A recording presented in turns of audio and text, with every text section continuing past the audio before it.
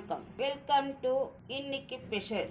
இன்னைக்கு நம்ம பார்க்க போற சமையல் ரவா லட்டு. வாங்க வீடியோக்குள்ள போகலாம். நம்ம ஒரு கடாயில 1/4 கிலோ ரவை எடுத்துருக்கேன். ரவை ரவா லட்டு செய்யறதுக்காக நம்ம ரவையை வறுத்துக்கலாம். இது கொஞ்சம் நல்லா வாசனை வர மாதிரி வறுத்துக்கலாங்க ரவையை. இல்லை ஒரே ஒரு ஸ்பூன் எண்ணெய் விட்டுக்கலாம்.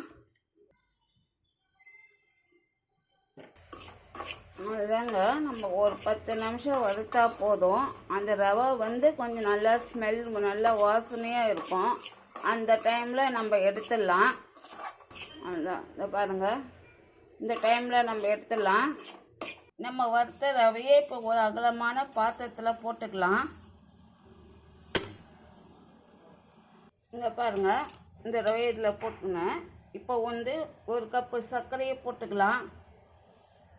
நம்ம ரவை சூட்லேயே இருக்கும் போது இந்த சர்க்கரையை போட்டுக்கணும். சர்க்கரையை போட்டு எல்லாத்தையும் சேர்த்து மிக்ஸ் பண்ணிக்கோங்க. ஒரு சிட்டிக்கே உப்பு போட்டுக்காங்க. தேங்காய் நம்ம தேங்காய் சின்ன சின்னதாக திருவி அந்த காய் சுரண்டுறதுல சுரண்டி இந்த மாதிரி எண்ணெயில் வறுத்து வச்சுருக்கேன். இது போட்டுக்கோங்க. வேணும்னா உங்களுக்கு தேவைப்பட்டால் போட்டுக்காங்க. இப்போ முந்திரி திராட்சை நெய்யில் வறுத்து வச்சுருக்கேன். இதையும் அதில் போட்டுக்காங்க.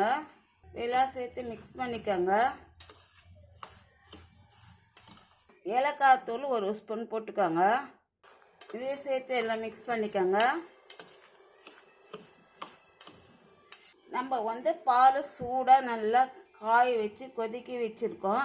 அந்த பாலை இப்போ நம்ம ஊற்றிக்கலாம். கொஞ்சம் கொஞ்சமாக ஊற்றி கலரிக்கோங்க. இங்கே பாருங்கள், நல்லா இந்த அளவுக்கு உருண்டை பிடிக்கணுங்க.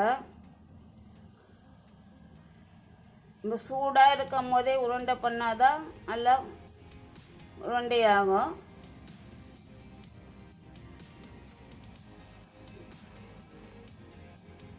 நீங்கள் எந்த அளவுக்கு உருண்டை எடுத்துக்கிறீங்களோ அந்த அளவுக்கு எடுத்துக்கோங்க.